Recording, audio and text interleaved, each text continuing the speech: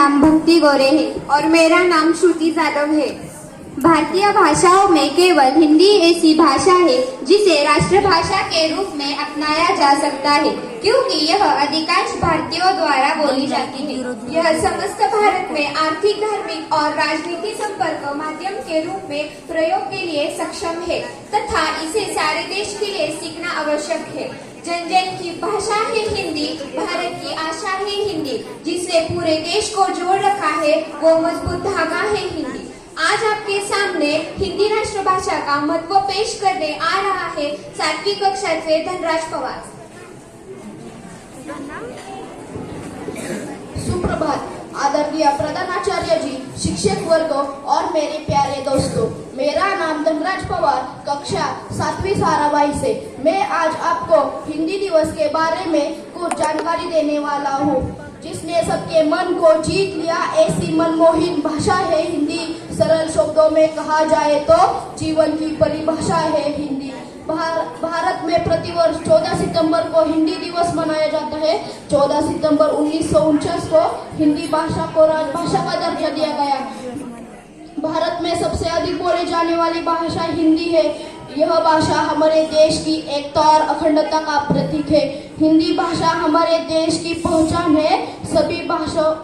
सभी भाषाओं में हिंदी भाषा का महत्व अमूल्य है। हिंदी दिवस मनाने का मुख्य उद्देश्य यही है कि हिंदी भाषा को खोते जा रहे इस अस्तित्व का बचाने के लिए प्रयास भी है। आज के समय में हम अंग्रेजी भाषा को अधिक महत्व दे रहे हैं। जिस व्यक्ति को अंग्रेजी नहीं आती हम उसे गंवार समझते हैं। हम अपने बच्चों को भी अंग्रेजी में बात करने के लिए ही प्रेरित करते हैं। आज हिंदी दिवस के अवसर पर हम यह कहना चाहते हैं कि सभी भाषाओं को सीखें, लेकिन हिंदी भाषा को महत्व को कम करके ना सीखें। आज के आधुनिक युग की मांग को देखते हुए सभी भाषाओं को सीखनी जरूरी है, लेकिन हिंदी भाषा को भी न भूले। इसलिए हिंदी भाषा का प्रचार प्रसार बढ़ने के लिए ही हिंदी दिवस मनाया जाता है। अंतिम में मैं यह कहना चाहता हूँ कि सोंधी सुगंध मीठी सी भाषा, सोंधी सुगंध मीठी सी भाषा, गर्व से कहो हिंदी है मेरी भाषा, गर्व से कहो हिंदी है मेरी भाषा।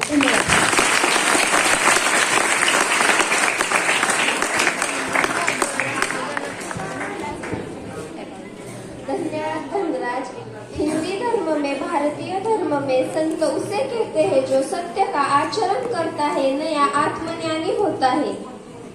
हिंदी में बहुत सारे संत कवि हो गए हैं। उसमें से सूरदास, तुलसीदास, गुरु परमानंद, मीराबाई, गुरु रविदास आदि। उसमें से 15वीं सदी में जग में प्रसिद्ध संत कवि जो भक्ति कला के निर्गुण शाखा के कवि थे, उनके दोहे ज्यादा प्रसिद्ध है। ऐसे संत कबीरदास की जानकारी देने आ रही है 6ठी कक्षा से प्रणीति मान है। अपना देश महान है, हिंदी से हिंदुस्तान है। सुप्रभात। मंच पर उपस्थित प्रधानाचार्य जी, शिक्षक वर्ग और मेरे छात्र मित्र, मैं प्रणीति माने आज आपको हिंदी दिन के अवसर पर प्रसिद्ध संत कबीर जी के बारे में जानकारी देना चाहती हूँ। कृपया शांत बैठकर सुने। कबीरदास 15वीं सदी के भारतीय रहस्यवादी कवि और संत थे। वे हिंदी के साहित्यिक के, भक्ति काल के, निर्गुण शाखा के, ज्ञातमग्री उपशाखा के महान संत कवि थे। इनकी रचनाओं ने हिंदी प्रदेश के भक्ति आंदोलन में गहरे स्तर तक प्रभावित किया। उनका जन्म 1398 में ज्येष्ठ मास की पूर्णिमा को ब्रह्म मुहूर्त के समय हुआ था। इनकी इस लीला को अनुयायी करते हुए कबीर प्रकट दिन के रूप में मनाया जाता है। इनकी माँ का नाम नीमा और पिता का नाम नीरू था, पर इनकी परवरिश एक मुस्लिम परिवार में हुई। इनका विवाह एक लोभी नामक स्त्री से हुआ। वैष्णव संत रामानंद ने कबीरदास को अपना शिष्य बना लिया।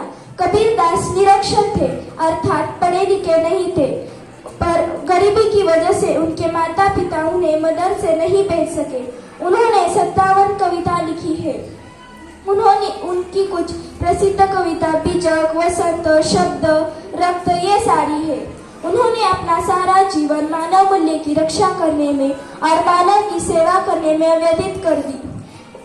कबीरदास हमारे भारतीय इतिहास के एक महान कवि थे।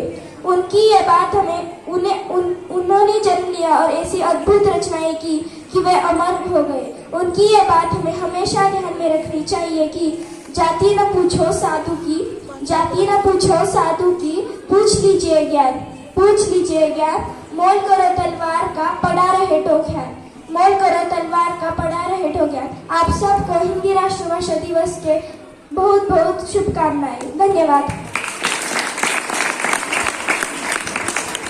हमें हमेशा सही मार्गदर्शन और सही दिशा देने का काम करने वाली आज आपको हिंदी राष्ट्रभाषा का महत्व बताने के लिए आ रही है अध्यापिका मनीषा मिस। सुप्रभात छात्रों, हिंदी दिन की हार्दिक शुभकामनाएं। आज 14 सितंबर हिंदी दिवस मनाया जाता है, लेकिन ये हिंदी दिवस कब मनाया?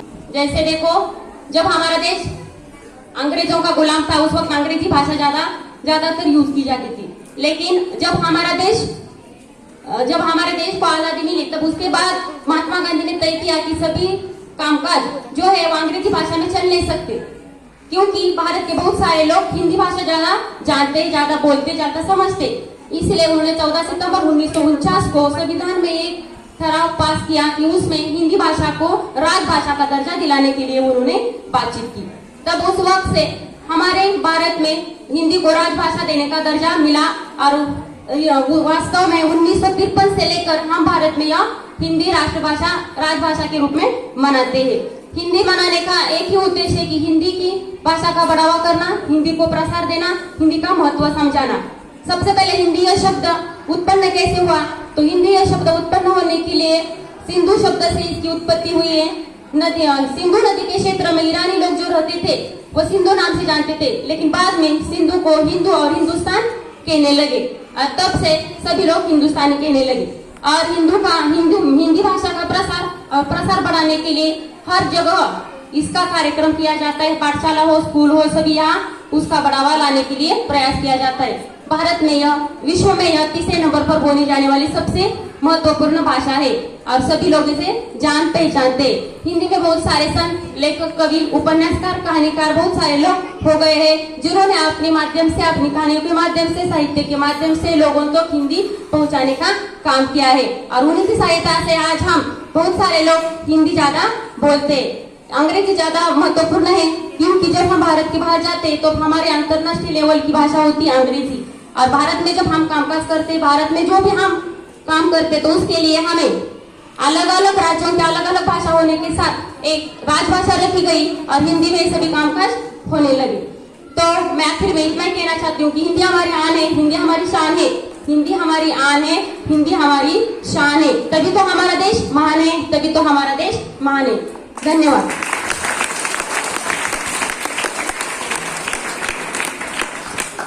हिंदी के प्रसिद्ध गायक मुकेश जी का एक गाना जो बहुत प्रसिद्ध है, इस गाने में यह बताया है कि वह अपने गाने के बोल की मदद से लोगों को जिंदगी का असली सच बताने की कोशिश करते हैं। किसी भी आदमी को ज्यादा घमंड नहीं करना चाहिए, ना ही किसी गरीब के साथ बुरा व्यवहार नहीं करना चाहिए, क्योंकि हर इंसान का मोल एक ही है और एक वक्त बाद वह भी जिस मिट्टी से निकला था उसी मिट्टी में मिल जाएगा। इसलिए छठी सातपुड़ा से समियान आज आपके सामने एक गाना पेश कर रहा हूँ। बिक जाएगा माटी के मोल, जग में रह जाएंगे प्यारे तेरे बोल। एक दिन बिक जाएगा माटी के मोल, जग में रह जाएंगे प्यारे तेरे बोल। दूजे के होठों को देकर अपने गीत, कोई निशानी छोड़ फिर दुनिया से डोल। एक दिन बिक जाएगा माटी के मोल, जग में रह प्यारे तेरे बोल। ला ला ला ला ला ला ला ला। अनहोनी पग में काटे लाख बिछाए, होनी तो फिर भी बिछड़ा यार मिलाए। अनहोनी पग में काटे लाख बिछाए, होनी तो फिर भी बिछड़ा यार मिलाए। ये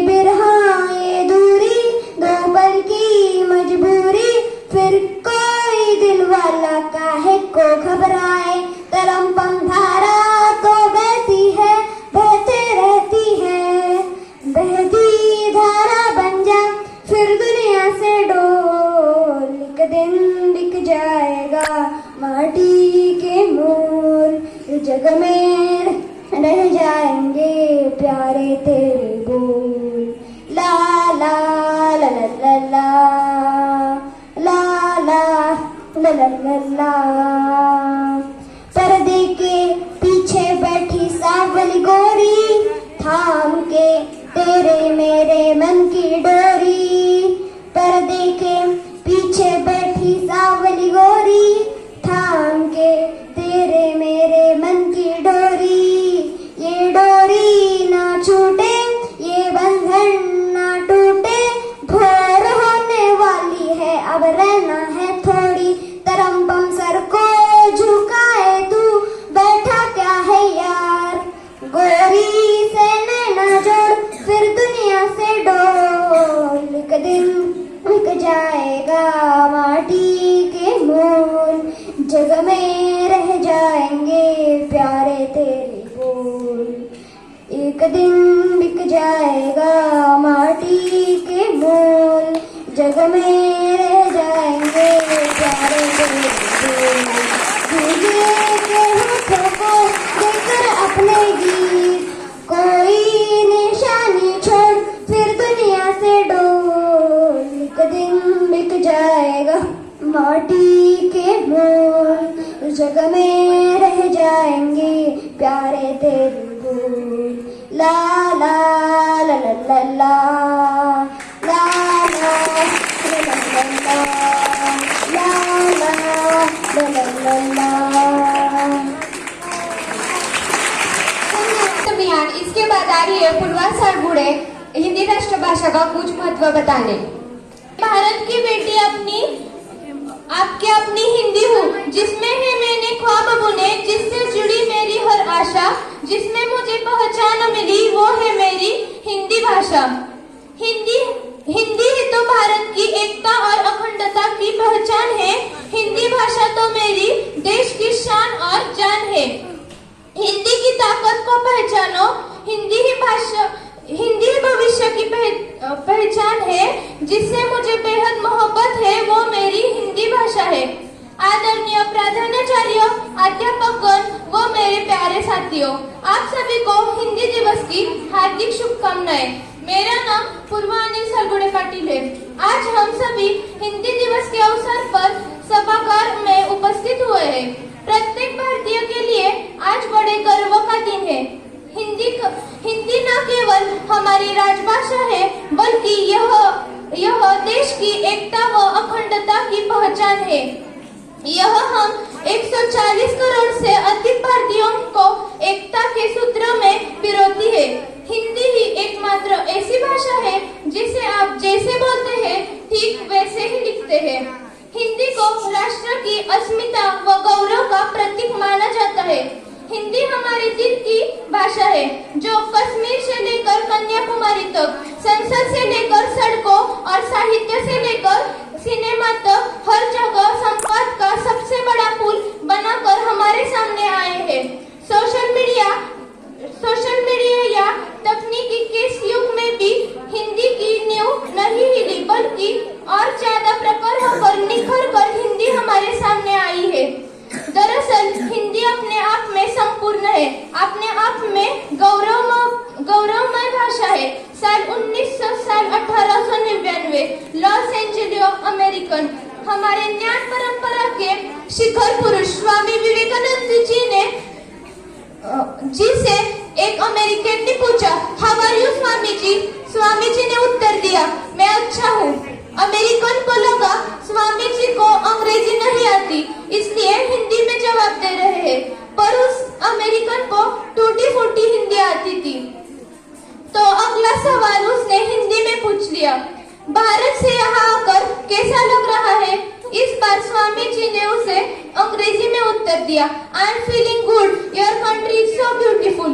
अमेरिकन ने कहा, मैंने आपसे अंग्रेजी में सवाल पूछा तो आपने हिंदी में उत्तर दिया, अब हिंदी में पूछ रहा हूँ तो अंग्रेजी में बोल रहे हैं, ये क्या पहेली है? तो स्वामी जी मुस्कुराए और बोले कि जब तुमने अपनी मातृभाषा में सवाल किया तो मैंने अपने मातृभाषा में जवाब दिया, लेकिन जब तुमने मेरी मातृभाषा का सम्मान करते हुए हिंदी में प्रश्न पूछा तो मैंने तुम्हारे मातृभाषा का सवाल करते अंग्रेजी में उत्तर दिया। स्वामी जी के इस सवाल से उस अमेरिकन का हृदय भर आया। हिंदी की तुलना में अंग्रेजी को श्रेष्ठ बताने वालों को से मेरा निवेदन है कि हिंदी, तेलुगु या मराठी के नाम पर हमें मत बांटिए। 1953 में भाषा के आधार पर भारत का पहला राज्य बना आंध्र प्रदेश, और इसके बाद भाषा के ही नाम पर एक के बाद एक कई राज्य बनते गए, जैसे महाराष्ट्र, गुजरात, पंजाब, हरियाणा, मेघालय, त्रिपुरा इत्यादि। देश जितना भाषाओं के नाम पर बढ़ता जा रहा है, भाषाओं के बीच, समाज के बीच मनुष्य और छात्रवाद उतने ही बढ़ते जा रहे हैं। भारतेंदु हरिश्चंद्र जी लिखते हैं, निज भाषा उन्नति है, सब उन्नति को मूल बिन। निज भाषा उन्नति है, सब उन्नति को मूल, बिना निज भाषा ज्ञान के मिटते नहीं फूल। अंग्रेजी पढ़ के यद्यपि सबको न होता प्रवीण बीन, निज भाषा ज्ञान के रहते हीन के हीन। भाषाएं या माताएं कभी छोटी या बड़ी नहीं होती, माताएं केवल सम्मानीय होती है। हिंदी हिंदुस्तान की भाषा ही नहीं कि हिंदुस्तानियों की पहचान है। आज के आधुनिक युग में हमें अंग्रेजी भाषा भी सीखनी चाहिए, जरूरी है, लेकिन हमें हिंदी भाषा को भी नहीं भूलना चाहिए। हम हिंदी है, हम वतन है, नारे का सदैव सम्मान करना चाहिए। इसके साथ आपको फिर से हिंदी दिवस के ढेर सारी शुभकामनाएं। धन्यवाद। जय हिंद, जय भारत।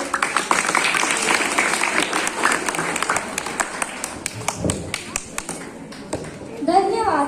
हिंदी साहित्य में कविताओं का विशेष रूप से योगदान रहा है। हिंदी कविताओं की अपनी भाषा और अपनी भावना होती है, जिसे पढ़ने पर हर एक बार नया अर्थ सामने निकलता है।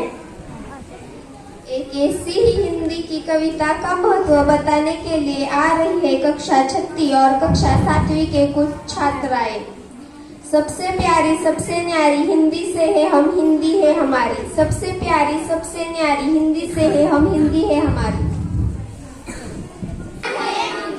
हम सबका अभिमान है हिंदी, जन जन की भाषा है हिंदी, भारत की आशा है हिंदी, बच्चों का पहला शब्द है हिंदी, माँ के प्रेम की छाया है हिंदी, हिंदुस्तान की गौरव गाथा है हिंदी, एकता की अनोखी परंपरा है हिंदी, हिंदुस्तान की आवाज है हिंदी, हर दिल की धड़कन है हिंदी। सरल शब्दों में कहा जाए तो जीवन की परिभाषा है हिंदी, हिंदुस्तान की शान है हिंदी, हर भारतीयों का सम्मान है हिंदी। धन्यवाद। हिंदी हमारी आन है, हिंदी हमारी शान है, हिंदी हमारी चेतना, वाणी का शुभ वरदान है, हिंदी हमारी वर्तनी, हिंदी हमारा व्याकरण, हिंदी हमारी संस्कृति, हिंदी हमारा आचरण, हिंदी हमारी वेदना, हिंदी हमारा गान है, हिंदी हमारे आत्मा, हिंदुना का साज है, हिंदी हमारी देश की धड़कती आवाज है, हिंदी हमारी अस्मिता, हिंदी हमारे मान है, हिंदी में तुलसी सुर, मीरा जैसी का तान है,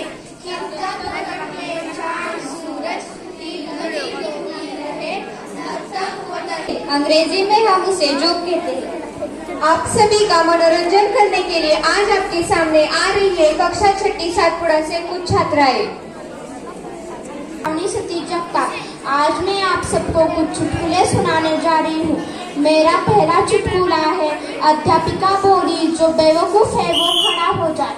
टीटू खड़ा हो गया। अध्यापिका बोली, क्या तुम बेवकूफ हो? टीटू बोला, नहीं, आप अकेले ही खड़ी थी, मुझे अच्छा नहीं लगा। मेरा दूसरा चुटकुला है, अध्यापिका क्लास में, दिल्ली में कुतुब मीनार है, पप्पू क्लास में सो रहा था। अध्यापिका ने उसे जगाया और पूछा, बता मैंने अभी क्या बोला? पप्पू ने बोला, दिल्ली में कुत्ता बीमार है। सुप्रभात, मेरा नाम शीतल नरोड़े। मैं आपको आज कुछ चुटकुले बताने वाली हूँ। मेरा पहला चुटकुला है, पप्पू की हुई मास्टर से लड़ाई, पप्पू ने की मास्टर ने की पप्पू की पिटाई, पप्पू का गरम हुआ खून, गया कब्रिस्तान, मास्टर की फोटो टांग के लिख दिया कमिंग सून। मेरा दूसरा चुटकुला है। मास्टर ने पूछा, ऐसी कौन सी चीज है जिसे हम महसूस कर सकते नहीं और उसके बिना जी नहीं सकते? बंटी बोला, हवा। मास्टर बोले, अच्छा। मोनू बोला, और कोई है? मास्टर बोले, तो तुम ही बता दो। मोनू बोला, इंटरनेट। Thank you. मेरा नाम तनिष्का जगताप है। मेरा पहला चुटकुला है। कुछ रिश्तेदार ऐसे होते हैं खुद जिन्होंने स्कूल भी ना देखा हो, पर पढ़ाई की सलाह ऐसे देंगे मानो खुद PhD होल्डर हो। मेरा दूसरा चुटकुला है। मास्टर जी बोले, पप्पू तुम रोज इतना लेट क्यों आते हो? पप्पू बोला, वो एक बोर्ड के कारण। मास्टर जी बोले, कैसा बोर्ड? पप्पू बोला, रास्ते में एक बोर्ड है जिस पर लिखा है, आगे स्कूल है, कृपया धीरे चले। धन्यवाद। व्यक्ति की एक सरलता या ज्ञान का परीक्षण करते हैं और साथ ही दिमाग की कसरत भी करवाते हैं, जिसे पढ़ने के बाद आपका ज्ञान तो बढ़ता है, आपका मनोरंजन भी होता है। तो आपका मनोरंजन करने के लिए आ रहे हैं कक्षा 7वीं रमन से कुछ छात्राएं। मेरी पहली पहेली है कि ऐसा शब्द बताइए कि जिससे फल, मिठाई और फूल बन पाए।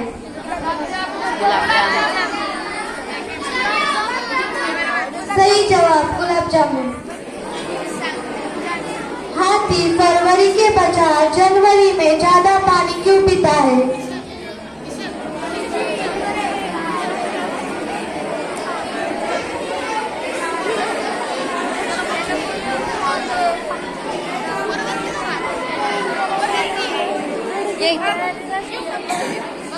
क्योंकि जनवरी में ज्यादा दिन होते हैं।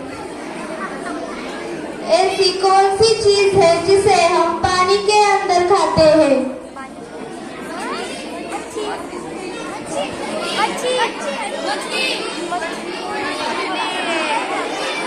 सही जवाब है गोता। मेरी अगली पहेली है। एक सिंह की ऐसी गाय, जितना दो उतना ही खाए, खाते खाते गाना गाए, पर उसका पेट नहीं भर पाए।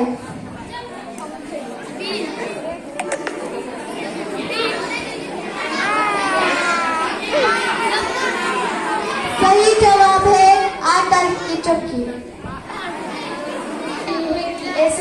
ऐसा कौन सा फूल है जिसके पास कोई रंग और मोहक नहीं है?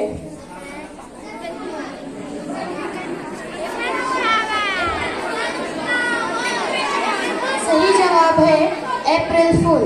दूसरा, चुपके से मैं आती हूँ, तुमको रोज सुलाती हूँ, आहट पाकर सूरज की जल्दी से भाग जाती हूँ। सही जवाब रात। तीसरा,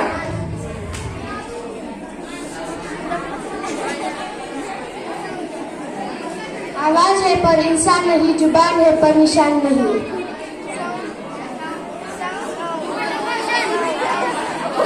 सही जवाब और रोटा से। ऐसी कौन सी कली है जो बागों में नहीं पर घर की दीवारों पर खिलती है? छिपकली। मेरी दूसरी पहेली है कि ऐसी कौन सी चीज है जो फटने पर आवाज नहीं आती? सही जवाब है दूध। मेरी तीसरी पहेली है कि मेरे नाम से सब डरते हैं, मेरे लिए परिश्रम करते हैं।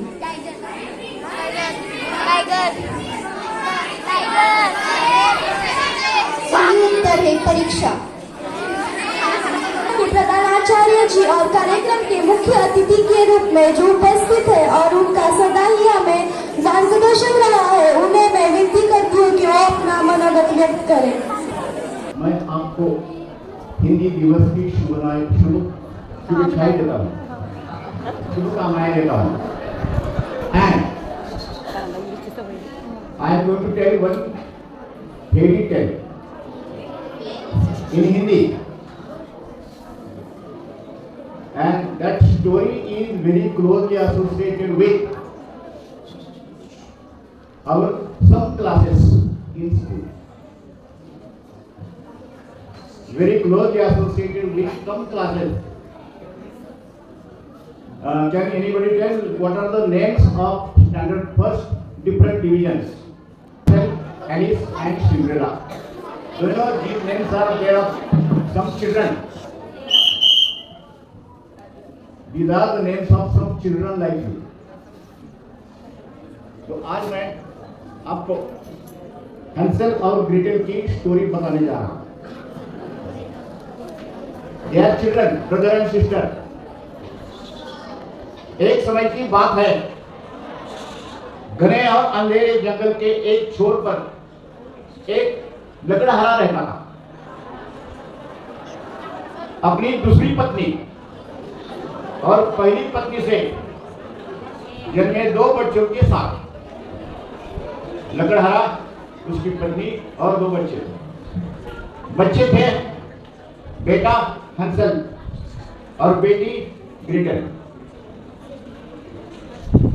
अपनी पहली पत्नी के मृत्यु के बाद लकड़हारे ने दूसरा विवाह किया था, परंतु दूसरी पत्नी बच्चों के लिए वास्तव में सौतेली सिद्ध हुई. उसके दिल में हंसल और ग्रेटेल के प्रति लेश मात्र भी प्रेम न उपजा. सौतेली माँ थी. हर दिन लकड़हारा लकड़ी काटने जंगल जाता, क्योंकि वही उसकी रोटी रोजी का एकमात्र साधन था. वह खूब परिश्रम करता,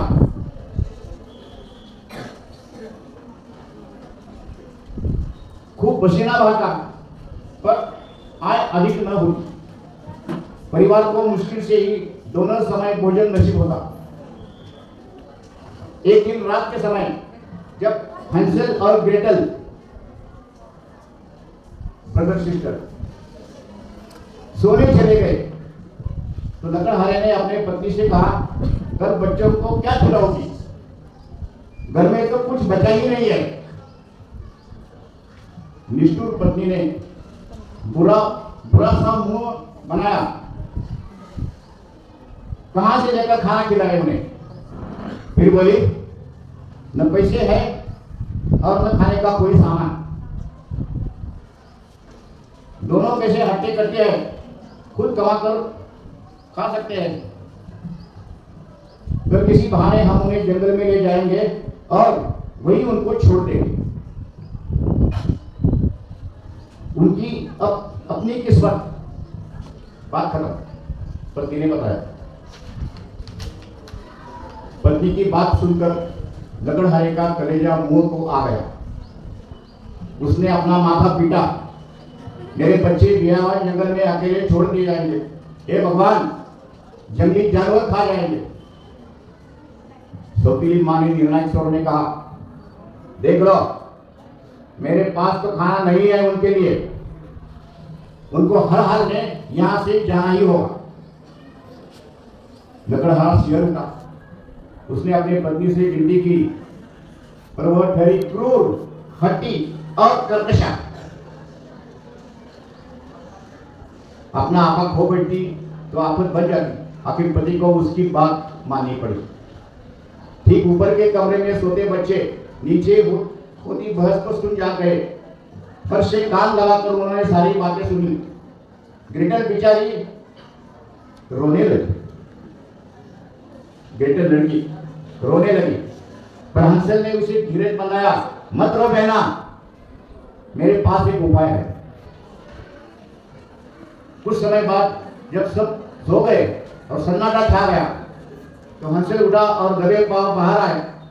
बाहर आकर उसने सफेद कंकर बीन कर जेबें भर ली. चांदनी रात थी, इसीलिए सफेद कंकर अलग से ही चमक रहे थे. फिर वह चुपचाप अपने कमरे में लौटकर सो गया.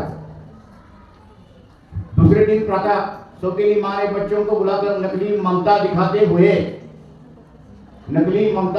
हुए कहा, यदि आज हम सब तुम्हारे पापा के साथ जंगल की सैर को जाए तो कैसा रहेगा?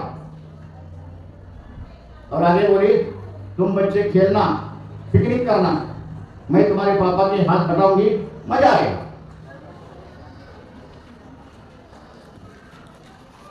हंसल और ग्रेटल ने केवल सिर हिलाकर अपनी सहमति दी। कुछ ही देर के बाद सारा परिवार जंगल की ओर चल पड़ा। बच्चे तो सारा खेल पहले से ही समझ चुके थे। जल्दी जल्दी कदम बढ़ाओ हंसल, सौतेली माँ ने झड़कते हुए कहा। इतने धीमे क्यों रह गए हो? परंतु हंसल किसी न किसी बहाने बात टालकर धीरे धीरे चलता रहा। जैसे ही सौतेली माँ पीठ दिखाती, वह जेब में हाथ डालता और एक दो कंकर गिरा देता। कंकर जो उसके जेब में थे। आखिरकार बहुत से टेढ़े मेढ़े रास्ते तय कर घने जंगल अंधेरे पेड़ों के बीच पहुंचकर रुक गए।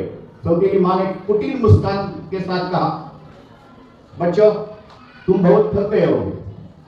इतना लंबा सफर चलते चलते यहाँ बैठो और सुस्ताओ। यह लो ब्रेड, इसे खाओ और मस्त रहो।